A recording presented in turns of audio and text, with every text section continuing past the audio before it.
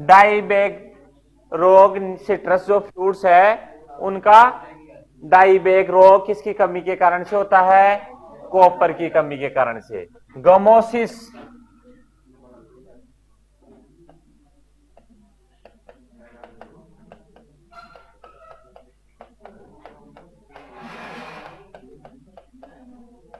Gummosis, gummosis में क्या होता है? जो फ्रूट्स है उसके ऊपर हनी ड्यू एक्सक्रेशन होता है, ब्लैक कलर का चिपचिपा सा, कभी देखा होगा, फ्रूट्स के ऊपर आ जाता है, गमोसिस उन पे जमा हो जाता है। तो वो भी किसके कारण से होता है? कॉपर की कमी के कारण से होता है।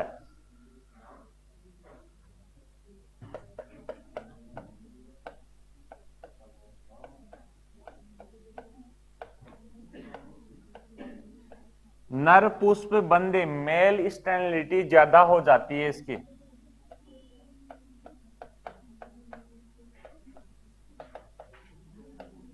मेल फ्लावर्स के अंदर स्टेरिलिटी ज्यादा हो जाती है इसकी कमी के कारण से, कॉपर की कमी। तो निम्न वर्गीय फलों का डाई बैक रोग, जो सिट्रस फ्रूट है फ्रूट्स है उनका डाई बैक रोग हो जाता है, मतलब फल मोस्टली बारीक होकर क्या हो, गिरने लग जाती है ऊपर से नीचे, डाउनवर्ड उनकी फलिंग हो जाती है। उसको बोलते हैं die back disease of citrus fruits. ठीक है, जो आपको सिट्रस नींबू पढ़ाएंगे सर उसमें आपको बता देंगे।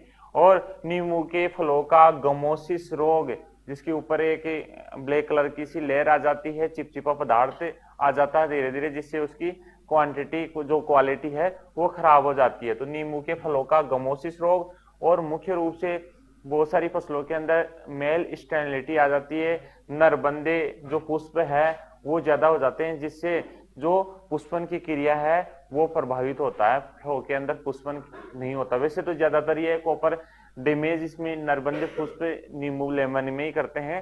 लेमन में देखा होगा कि पेड़ तो होता है लेकिन उसके फल नहीं आते कई बार। ठीक है, तो मेल स्टेरिलिटी की ज्यादा प्रॉब्लम हो जाती है उसके अंदर, नींबू के अंदर। तो कॉपर, कॉपर वैसे तो आपको पता होगा कि जो प्लास्टोसाइनिन है या मुख्य घटक होता है मुख्य रूप से, तो जो रिएक्शन होने वाली है प्लांट्स के अंदर वो they have not complete without the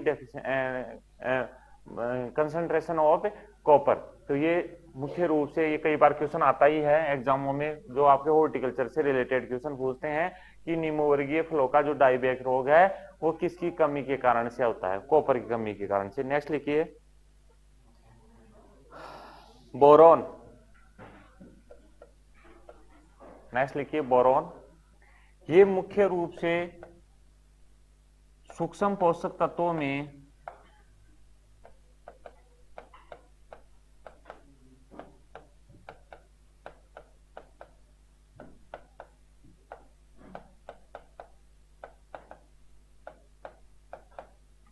non metal तत्व है, जो पोलन ट्यूब,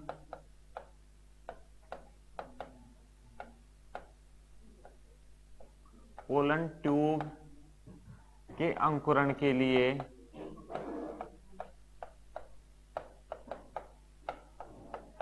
जिम्मेदार है।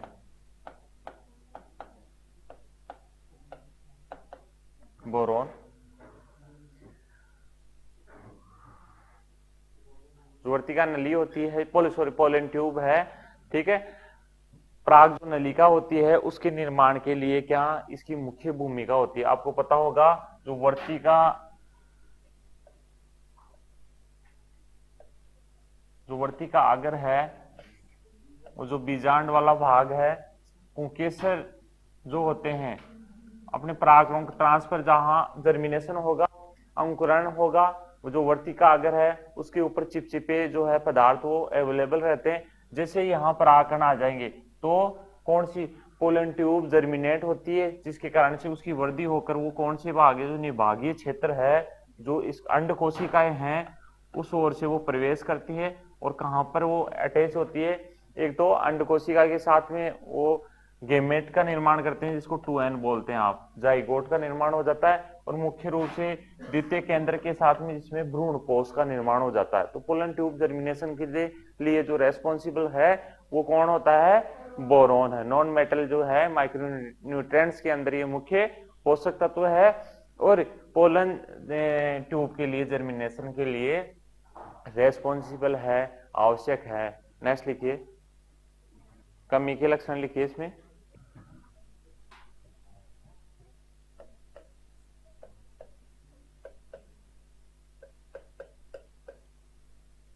गोभी का होलो स्टेम रोग, होलो स्टेम रोग, टॉप सिकनेस,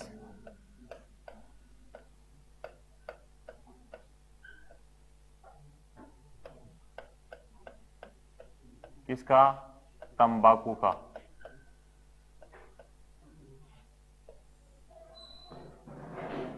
बोरो बाबा टॉप पर बैठ के सिकनेस करके तंबाकू के अंदर, टॉप सिकनेस ऑफ टोबैको किसके कारण से होती है? बोरोन की। ठीक है, टॉप सिकनेस रोग तंबाकू के अंदर किससे होगा? Boron deficiency. नेक्स्ट लिखिए,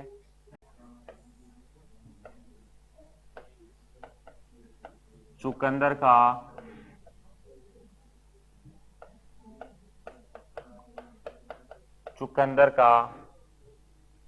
हार्ट रोग, हार्ट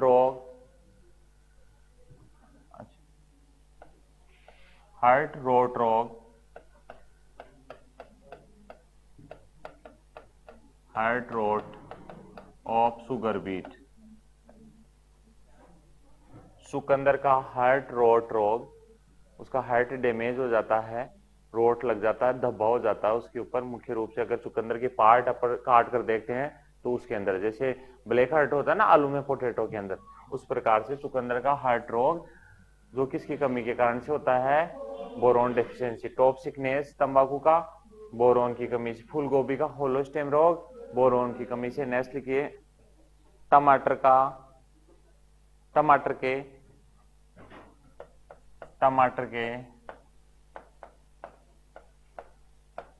फलों का फटना। टमाटर के फलों का फटना देखा होगा, कई बार फट जाते हैं फ्रूट्स, वो भी किसकी कमी के कारण से होता है? ठीक है, जिसको फ्रूट क्रैकिंग बोलते हैं, क्रैक हो जाते हैं उसके अंदर, वो फट जाते हैं। तो टमाटर में फलों का फटना बोरोन की कमी के कारण से होता है। उसके बाद में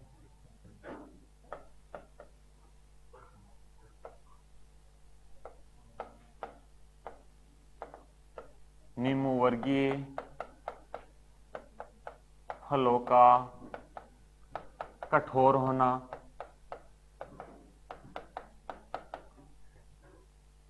हार्ड फ्रूट ऑफ सिट्रस। कई बार देखा होगा ना, कहीं स्वामी में गए हो, नींबू डाल दिए गए हो, है दाल है, चूरमा है, देखो कैसी पानी आ रहा सबकी कहीं तो मुंह बंद करके एक बार फीलिंग ले रहे हैं। तो कई बार अपन नींबू निचोते हैं, नींबू तो बड़ा प्यारा लगता है, उसके अंदर बिल्कुल है ना, अच्छा है, मोटा भी है, लेकिन जब निचोड़ते कोई बूंद ही नहीं आती। हार्डिंग, वो काफी कठोर होता है, निचोया ही नहीं जाता। ठीक है, हार्ड हो जाते हैं उसके, नींबू वर्गीय फलों का कठोर होना, वो काफी हार्ड हो जाते हैं। ठीक है, वो किसकी कमी के कारण से? बोरोन की। उनका प्लेसेंटा जो लेयर है वो ठीक से फॉर्मेशन नहीं होती उसके अंदर, जिससे वो कठोर हो जाते हैं। रस की जगह क्या हो जाती है, उनमें कठोर लेयर हो जाती है, जिससे वो अपन उसको निचोड़ते हैं तो उनसे लिक्विड पार्ट भी नहीं आता और वो खुद भी कठोर रहते हैं। क्लियर? कठोर तभी होंगे जब अंदर का पार्ट है उनका मजबूत हो जाएगा। तो नींबू वर्गीय फलों का कठोर होना। और लास्ट में हैन, अंगूर का हैन एंड चिकन रोग।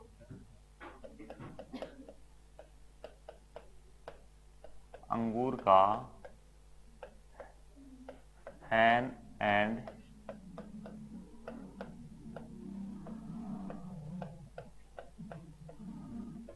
चिकन रोग।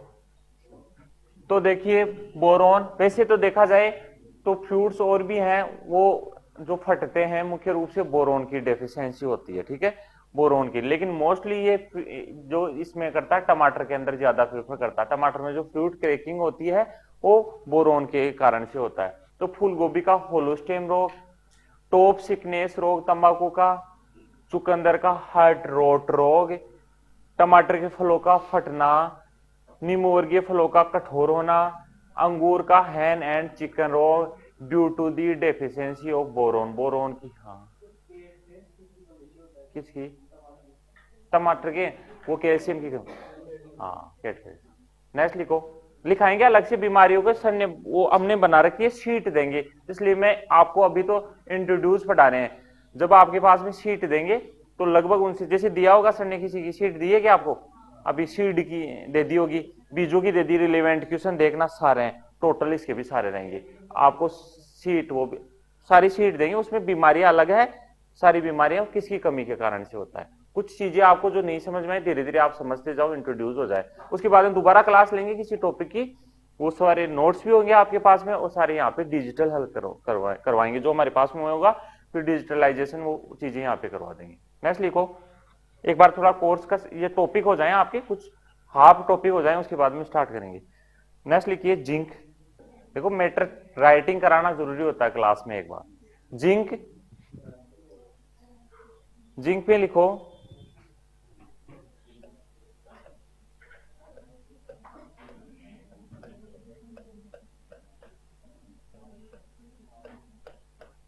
हार्मोन के संश्लेषण में सहायक,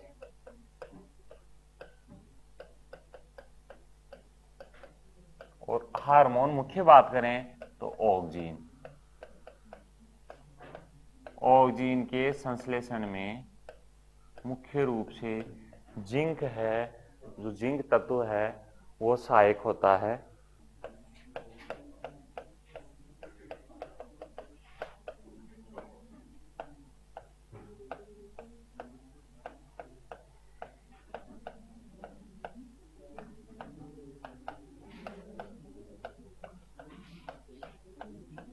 मक्का का सफेद कली का रोग, परमानेंट जो क्वेश्चन आता है ये आएगा क्या। धान का खेरा रोग नहीं आता, अब आता है लगभग लगभग। धान का खेरा रोग, देखो ये धान का खेरा रोग है, वो जिंक की कमी से होती है, जिंक की कमी से होता है। एक वैज्ञानिक थे जिनका नाम था वाई.एल. नेने। कौन से नेने, वाई.एल. नेने 1966 में,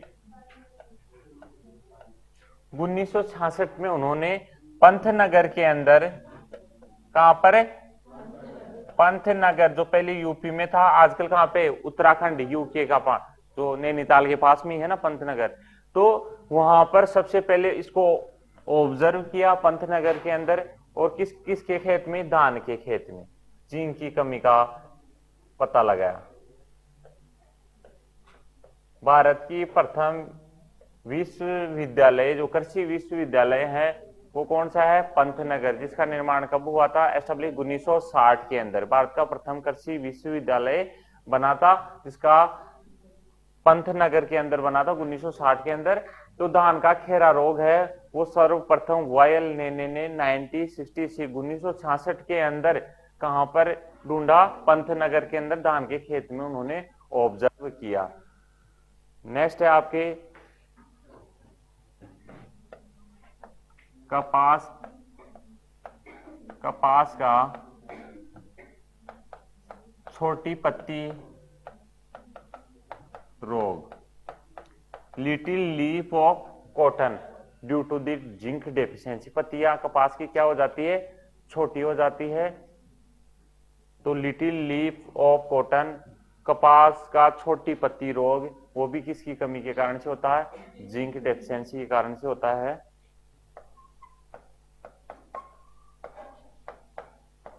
पत्तियों का मुड़ना,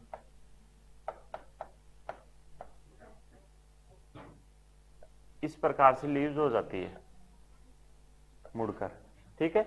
मोस्टली जिंक डेफिशिएंसी से वो पत्तियां क्या कर्व हो जाती है, जैसे ये लीव्स है तो राउंड के अंदर मोटल्ड हो जाएगी सामान्य, ठीक है, तो उसको कर्विंग हो जाएगी, तो पत्तियों का मुड़ना जिंक डेफिशिएंसी। बार बार कई बार क्वेश्चन आता है, मक्का का सफेद कली का रोग, बासी ले रहे हो, कहने दो, ये ले रही है अंदर ही अंदर। मक्का का सफेद कली का रोग, व्हाइट बर्ड डिजीज ऑफ मेज, वो किसकी कमी के कारण से? जिंक की कमी से। धान का खेरा रोग किसकी कमी के कारण से? जिंक की कमी के कारण से, ठीक है। धान का खेरा रोग। अरे ये क्या है, आपने सोइल हेल्थ कार्ड बना था,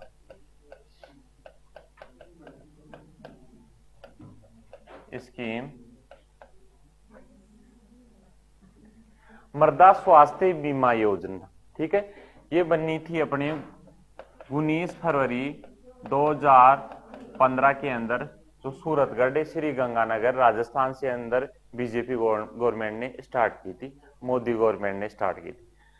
तो हाँ, इसके अंदर क्या हुआ, इन चीजों जो डिजीजेज थी, जो मृदा के अंदर समस्याएं थी, जिन पोषक तत्वों की कमी थी, उनकी समस्याओं को देखते हुए, क्योंकि जो किसान इरिगेटेड जो फील्ड थे उनमें 2.5 हेक्टर 2.5 हेक्टर और जो रेनफेड एरिया थे उनमें 10 हेक्टर एरिया लिया, और उन एरिया को कृषि पर्यवेक्षक करते हैं ना, 500, किसी के पास में 1000 सैंपल रहते हैं, किसी के पास में 2000 सैंपल रहते हैं, किसी के पास में 20,000 सैंपल, और सैंपल के हिसाब से वो फार्मर्स के पास में जाते हैं और उनका क्या सैंपलिंग की जाती है। तो मुख्य रूप से वो सैंपलिंग इन रोगों से मुख्य रूप से फसल बच सके, वो मृदा खराब होने से बच सके, उनका अनुमान लगाया जाता है। तो गवर्नमेंट ऑफ इंडिया ने एक स्कीम लागू की जिसका नाम था soil health card. Soil health card के अंदर की मृदा का स्वास्थ्य ठीक रहे, और उसका स्वास्थ्य कब ठीक रहे, और अपनी बॉडी की पूरी अपनी जांच, वैसे तो अपने पास में 1700 रुपए का, आज तो 2000 रुपए में तो पूरी बॉडी की जांच हो जाती है, होती नहीं, फुल पैक, फुल पैक होता है ना, पूरा पैक 2000 में पूरी जांचें हो जाती है, या 5000 लगते होंगे, तो इसी नहीं लगते।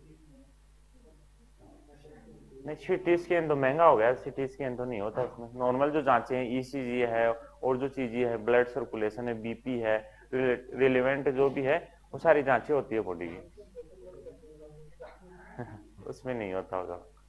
तो उसकी पूरी जांच होगी कि इन पोषक तत्वों का पता लगाया जा सके, क्या कमी है, उसकी कमी से पहले उसकी पूर्ति की जा सके, जिससे उसका स्वास्थ्य ठीक रहे। तो पूरे ऑल इंडिया में एक बड़ा प्रोजेक्ट लॉन्च हुआ था, जो अपने राजस्थान से सूरतगढ़ गुजरात से स्टार्ट हुआ था 19 फरवरी। हाँ सॉरी, श्री गंगानगर, हनुमानगढ़ बोल दिया क्या मैंने? हाँ, सूरतगढ़ श्री गंगानगर है, गुजरात बोल दिया था क्या, वो मोदी आ गया था ना, तो उससे क्या अटैचमेंट ज्यादा है। तो बेसिकली सूरतगढ़ राजस्थान के अंदर जो श्री गंगानगर में है, वहां से स्टार्टिंग हो गई, और 19 फरवरी 2015। तो सोइल हेल्थ के बारे में वो जो भी न्यूट्रिएंट्स है, क्योंकि यहाँ पे जो एनालिसिस, वायल नेने तो मर गए 2015 में, 16 में इनकी डेथ हो गई थी, लेकिन जो कमेटी बनी थी उसमें यही सबसे ज्यादा मुद्दा, सोइल हेल्थ कार्ड की बात बता रहा हूँ मैं, उस टाइम में यही मुद्दा सबसे मेन आया था कि जो सोइल हेल्थ है वो बिल्कुल हैजार्ड हो रही है। उसमें तो मतलब सबसे ज्यादा अंधाधुन किसान है वो किसका प्रयोग कर रहा है, पेस्टिसाइड का, फर्टिलाइजर का, हर्बिसाइड का प्रयोग कर रहा है, जिससे सोइल है, मृदा है, वो डिग्रेडेड हो रही है। और आपने पहले भी देखा कि मृदाएं धीरे धीरे उनकी फर्टिलिटी है वो डाउन हो रही है, जिससे बड़ा प्रोजेक्ट स्टार्ट किया, जिससे होने वाली बीमारियों को थोड़ा कम किया जा सके और इम्प्रूवमेंट किया जा सके। नेक्स्ट लिखिए कोबाल्ट। नेक्स्ट कोबाल्ट,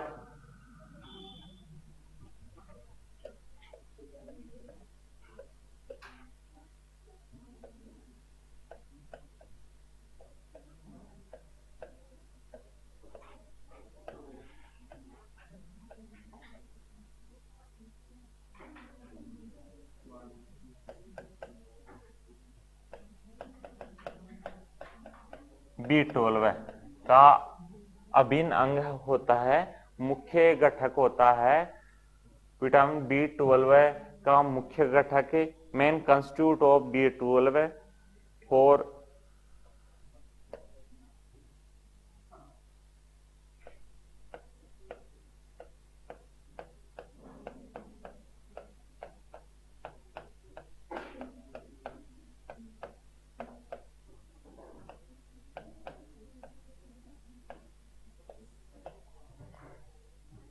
पशुओं की प्रोटीन का कारक, पशुओं की प्रोटीन का कारक है, एनिमल प्रोटीन का फैक्टर्स होते हैं, बस कोबाल्ट है। ये पूछा जाता है कई बार एग्जाम में, जैसे आता नहीं है B12 किसका, विटामिन B12 का फैक्टर है। अब देखो मोलिब्डेनम, मोलिब्डेनम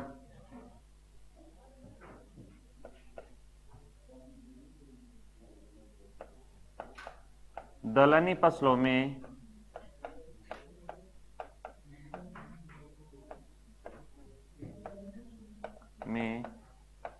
नाइट्रोजन स्थिरीकरण, नाइट्रोजन स्थिरीकरण में सहायक तत्व,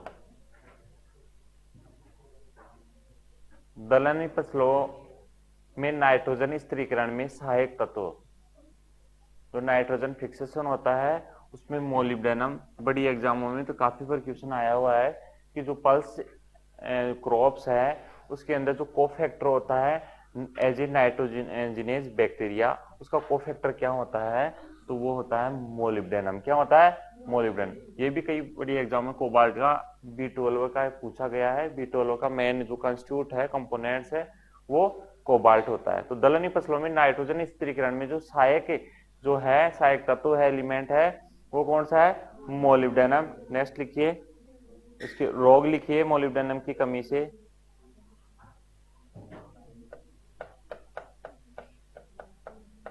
कौन सा होता है, फूल गोभी का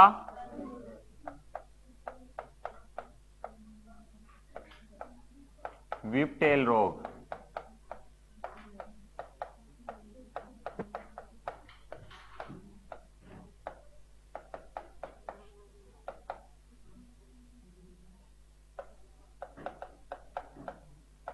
व्हिपटेल डिजीज ऑफ कॉलीफ्लावर।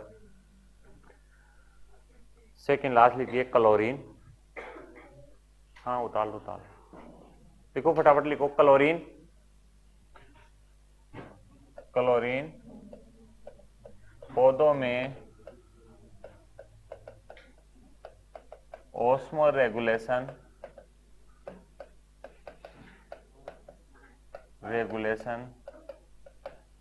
के लिए जिम्मेदार,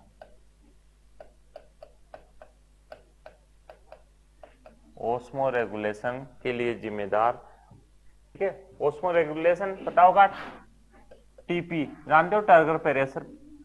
टर्गर प्रेशर जो स्फीति दाब को मेंटेन रखता है, उसमें जो हेल्प करता है वो क्लोरीन करता है। जैसे जो मोस्टली जो क्रॉप हो सेंसिटिव होती है, चाहे पोटैटो की बात करें, शुगर केन की बात करें, शुगर की बीट की बात करें, they have this sensitive to the chlorine, क्योंकि क्लोराइड आयन है उनके क्या इसको प्रभावित कर देते हैं, उसकी क्वालिटी को खराब कर देते हैं। क्लोराइड आयन बताया ना, क्योंकि सोडियम के साथ में क्लोराइड आयन मिल जाए, सोडियम क्लोराइड हो जाता है, they have the damage to quality of any crop, वो फसलों की जो क्वालिटी है उसको खराब कर देते हैं क्लोराइड। ये मक्खियां कैसे आ रही है आज। तो इस चीज जो ट्रिगर प्रेशर है, ऑस्मो रेगुलेशन है, ट्रिगर प्रेशर है, स्पीड दाब है, उसको मेंटेन करते हैं। वैसे आपको कोई क्वेश्चन आता नहीं, लेकिन उतार लिए क्लोरीन, वो है पौधों में ऑस्मो रेगुलेशन के लिए जिम्मेदार होता है, मतलब टीपी ट्रिगर प्रेशर होता है उसको मेंटेन करता है। ट्रिगर प्रेशर के कारण ही मुख्य रूप से जो कोशिका की स्थिति है वो मेंटेन रखती है, वो स्थिति अवस्था में रहती है, कोशिका फुली हुई अवस्था में उठाकर रख दो बेटा। नेक्स्ट लिखिए निकल। निकल कौन सा पोषक तत्व है, 17वां पोषक, लिख लो निकल में यह प्राय 17वां आवश्यक पोषक तत्व है, वो राइजोबियम के लिए महत्वपूर्ण होता है।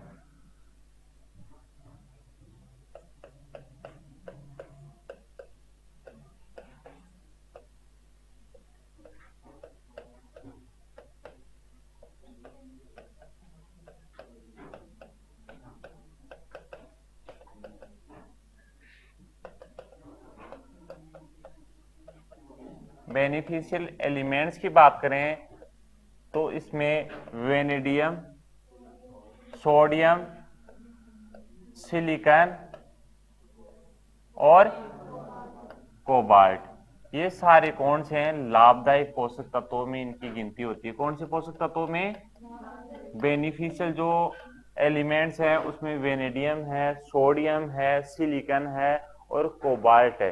सामान्य रूप से इनका योगदान रहता है।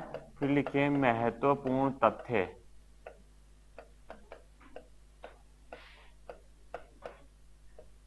Important points.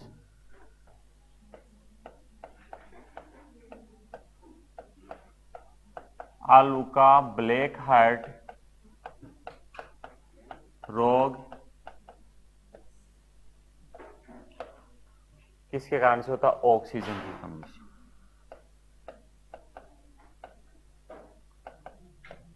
गोदामों में ऑक्सीजन की कमी हो जाती है तो ब्लैक हार्ट रोग हो जाता है। कई बार आलू को काटा होगा, देखा होगा, बीच का हिस्सा जो हार्ट उसका पार्ट है वो कैसा दिखाई देता है? काले कलर का। स्टारवेशन ऑफ पोटैटो, उसमें स्टारवेशन की क्रिया हो जाती है, मतलब उसका जो हार्ट पार्ट है वो ब्लैक कलर का हो जाता है। किसके कारण से? ऑक्सीजन डेफिशिएंसी के कारण से। ऑक्सीजन, अरे ऐसे ही अपने अंदर होता है, बॉडी के अंदर होता है कि अगर डेफिशिएंट मतलब scarcity of the O2, oxygen की कमी हो जाती है तो क्या हो जाएगा?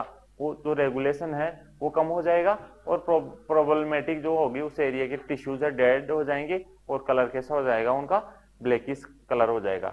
तो आलू का ब्लैक हार्ट रोग ऑक्सीजन कमी से। सेकंड पॉइंट लिखिए, उदासीन पीएच पर, उदासीन पीएच 6.5 से 7.5 पीएच पर, उदासीन पीएच पर NPK, nitrogen, phosphorus, potash, sulphur, calcium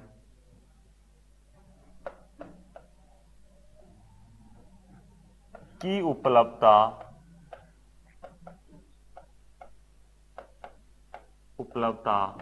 बढ़ती है,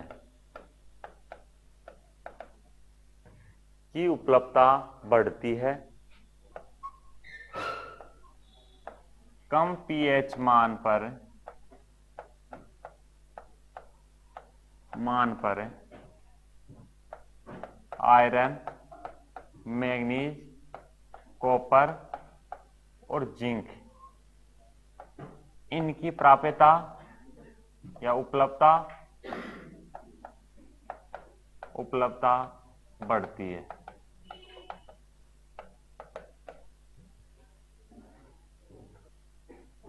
क्लियर सबने?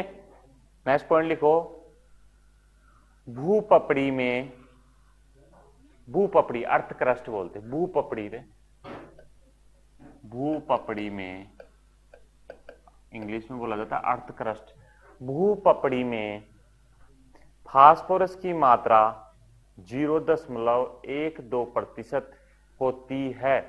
नेक्स्ट लिखिए, आयरन का प्रयोग Fe मुख्यतः छिड़काव के द्वारा, छिड़काव मतलब स्प्रे, फोलियर स्प्रे किया जाता है।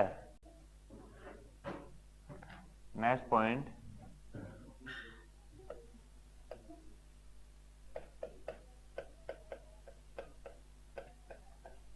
सोइल टेस्ट रेटिंग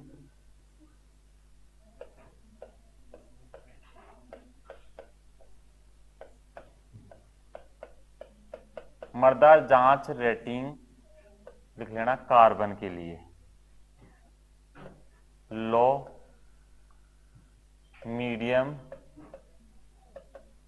और हाई। जो इंपॉर्टेंट पॉइंट आप तीसरा या चौथा जो भी है, लो जो होगा उसमें मात्रा होगी कार्बन की 0.5%, ठीक है। मीडियम जो होगी उसमें होगी 0.5 से 0.75%, और जो हाई कंटेन रेटिंग होगी उसमें मोर देन 0.75%। उतार लीजिए कार्बन की मात्रा। रेटिंग अगर चार्ट में देखते हैं तो रेटिंग इस हिसाब से होगी, लो कार्बन की परसेंट मात्रा 0.5 से कम, मीडियम कार्बन की मात्रा 0.5 से 0.75, और हाई जो कार्बन की मात्रा वो कितनी? More than 0.75।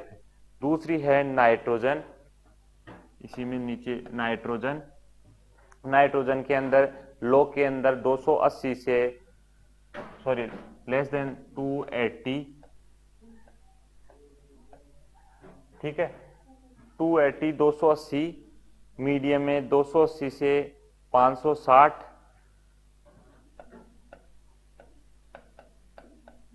और हाई के अंदर मोर देन 560। और एक रेटिंग चार्ट होता है कि इनकी मात्रा कंसंट्रेशन में किस प्रकार से होती है सोल्ट जो रेटिंग चार्ट के अंदर। तो कार्बन की मात्रा तो लो, अगर बात करें कम की बात करें तो लेस देन 0.5, 0.5 से 0.75 और मोर देन 75। नाइट्रोजन की बात करें तो 280 से कम, मीडियम 280 से 560 और जो हाई है उच्च है वो क्या होगा 560 से अधिक। Next phosphorus.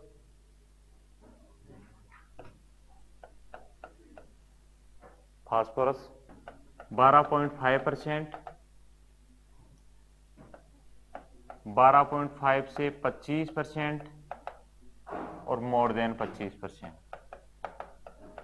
ये फास्फोरस। और potassium. Next potassium less than 135, less than 135, 135 से 335 और मोर देन 335, ये मात्रा वो रेटिंग में होती है, उतार लीजिए। ये याद करनी है और ज्यादा याद नहीं रखना।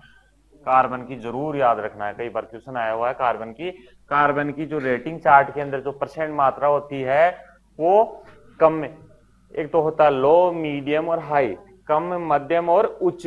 तो कम में 0.5%, मतलब कम का चिन्ह है ये ध्यान रखना, 0. लेस देन 0.5, मध्यम में 0.5 से 0.75 और हाई में 0.75 से अधिक।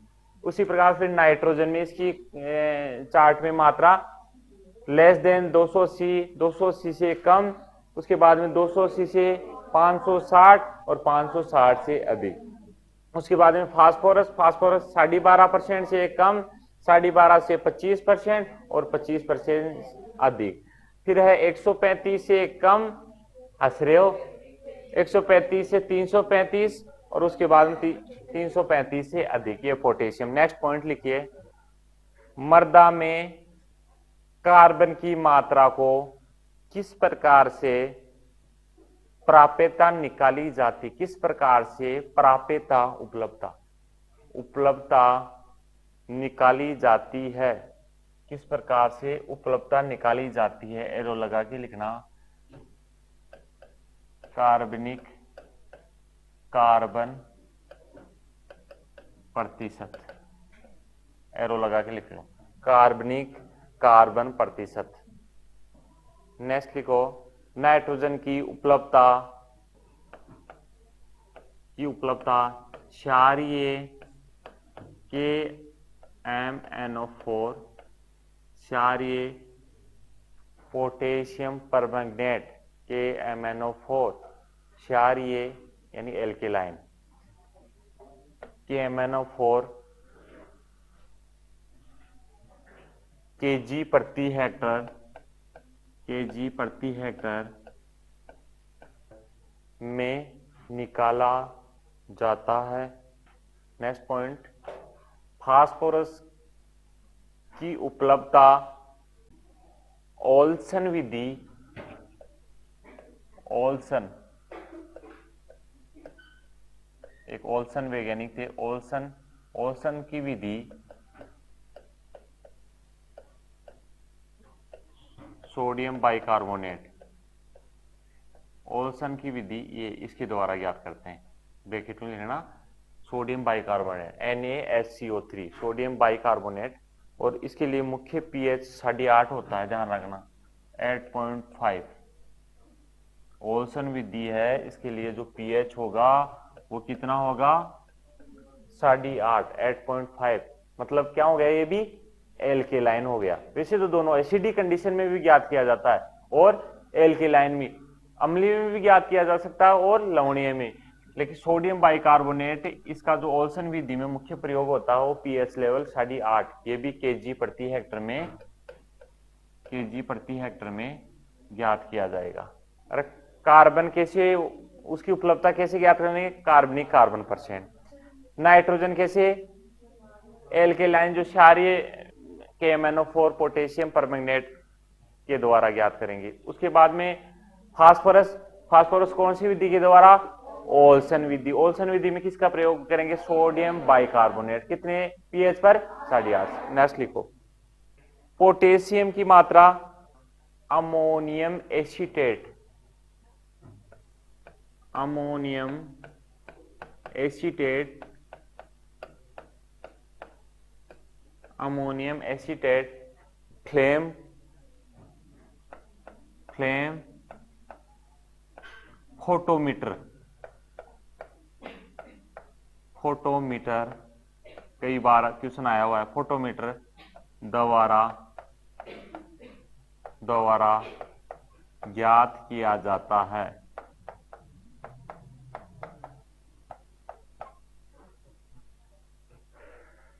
अमोनियम एसीटेट फ्लेम फोटोमीटर द्वारा किसकी मात्रा, पोटेशियम की।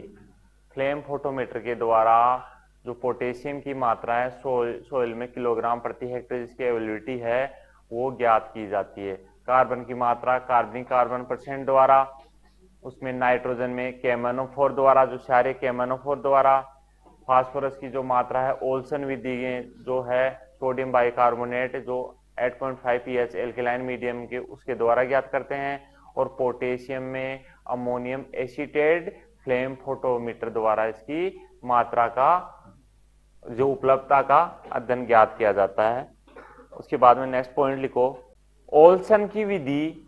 नेक्स्ट पॉइंट इंपॉर्टेंट पॉइंट में, ओल्सन की विधि किसके लिए प्रयोग कर रहे थे, फॉस्फोरस। ओल्सन की विधि अम्लीय एवं क्षारीय माध्यम दोनों में प्रयुक्त होती है।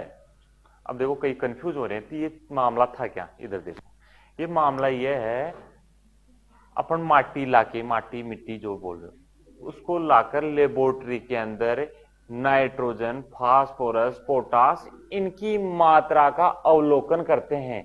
इनकी मात्रा निकालने के लिए लेबोरेटरी के अंदर रिसर्च की जाती है कि पोटेशियम की मात्रा कैसे निकालेंगे। अब जाकर तुम लोग ऐसे तो है नहीं किसी के नाक के चिपका दो पोटेशियम, सूंघ देके कितना पोटेशियम है? तो ऐसा तो है नहीं पॉसिबिलिटी। तो उसका क्या है, कैसे जजिंग की जाती है कि अलग अलग मेथोडोलॉजी है। जैसे ग्रेजुएशन करके आए हैं कुछ लोग, वो तो निकाल के आए हैं, पोटेशियम की मात्रा भी निकाली होगी। फास्फो किस किसने किया है ग्रेजुएशन, कौन कौन है ग्रेजुएशन वाले, किया है क्या, फ्लेम फोटोमीटर देखा है? हाँ, तो आपने देखा होगा। ये बच्चे क्या है, ये जो भी हैं वो इन्होंने नहीं देखा, इन्होंने नहीं किया, वो भी एनालिसिस नहीं किया होगा। तो मोस्टली इसका एनालिटिक जो है वो लेबोरेटरी के अंदर किया जाता है कि कैसे excrete of the nitrogen, phosphorus और पोटेशियम, उनका एक्सक्रेशन कैसे किया जाता है। तो उसके लिए मेथोडोलॉजी किया जाता है कि पोटेशियम परमैंगनेट जो क्षारीय मीडियम होता है उसके द्वारा किया जाएगा। फ्लेम फोटोमीटर के द्वारा जो पोटेशियम की कंसंट्रेशन है वो एक्सक्रेट की जाएगी और उस मात्रा का पता लगाया जाएगा। तो ये मेथोडोलॉजी थी। ओल्सन विधि है वो एसिडिक फॉर्म में भी यूज की जा सकती है और एल्केलाइन में, मतलब अम्लीय में भी और क्षारीय में भी। नेक्स्ट लिखो, पोषक तत्व सूचक फसलें। हाँ, उसी इंपॉर्टेंट पॉइंट्स में लिखना है आपको। पोषक तत्व सूचक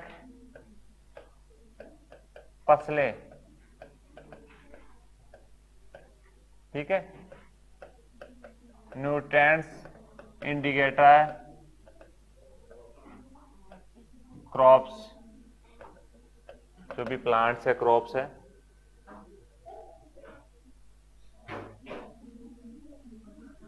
नाइट्रोजन, नाइट्रोजन जो इंडिकेटर प्लांट्स है कौन सा है, कॉलीफ्लावर, फूल गोभी और पत्ता गोभी।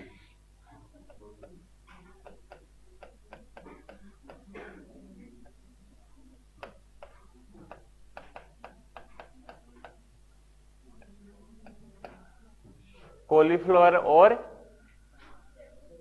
कैबेज, फूल गोभी और पत्ता गोभी किसको नाइट्रोजन सूचक फसलें हैं, नाइट्रोजन इंडिकेटर है। मुख्य रूप से इनमें नाइट्रोजन कमी के लक्षण अपने को विजुअल होंगे, दिखाई देंगे। Visualize of the nitrogen deficiency symptoms.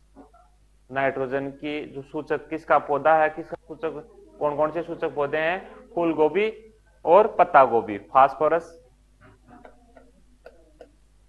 Phosphorus में लिखिए सरसों,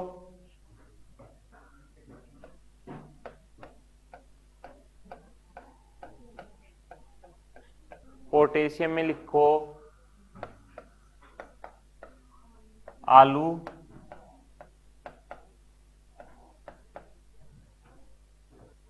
कैल्शियम, ये भी फूल गोभी और पत्ता गोभी दोनों कैल्शियम इंडिकेटर ये भी हैं, फूल गोभी,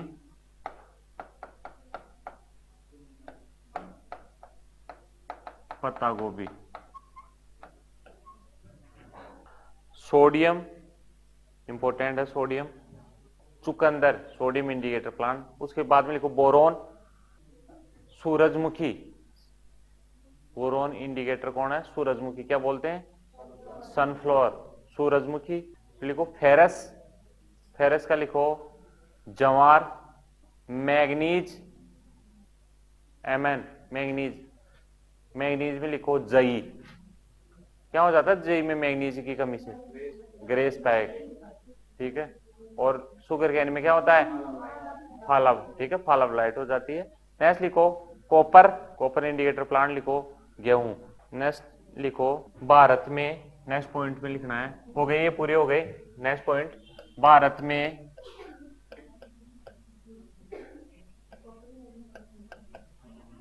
इंपॉर्टेंट पॉइंट, भारत में, टॉपिक नहीं लिखा रहा, भारत में soil health card scheme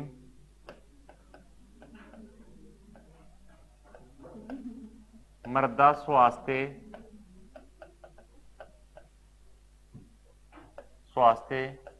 card योजना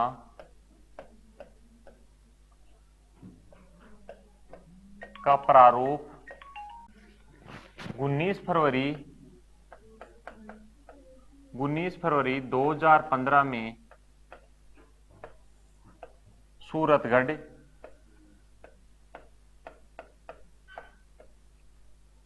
राजस्थान, मतलब सूरतगढ़ राजस्थान किसमें है, श्री गंगानगर,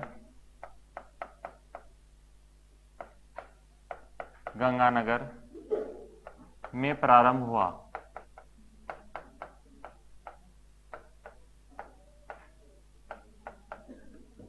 उद्घाटन किसने किया इसका, है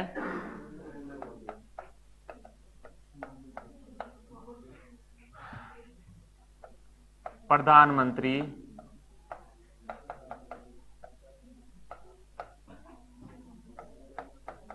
श्री नरेंद्र मोदी।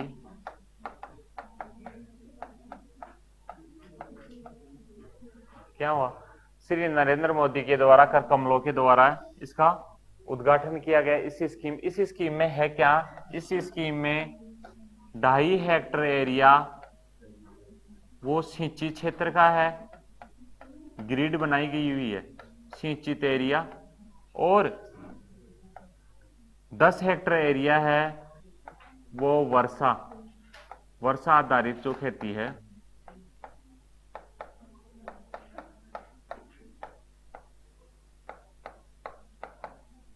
रेनफेड एग्रीकल्चर जिसको बोलते हैं, उसका एरिया लिया गया है इसमें, और उनकी ग्रिड बनाकर उनके नमूने लिए जाते हैं। सिंचित क्षेत्र 2.5 हेक्टेयर, बैंक में कई बार क्वेश्चन आ चुका है कि जो सिंचित इरिगेटेड एरिया है एग्रीकल्चर लैंड का, वो मुख्य रूप से कितना लिया गया है सोयल हेल्थ कार्ड स्कीम के अंदर, ठीक है, 2.5 हेक्टेयर।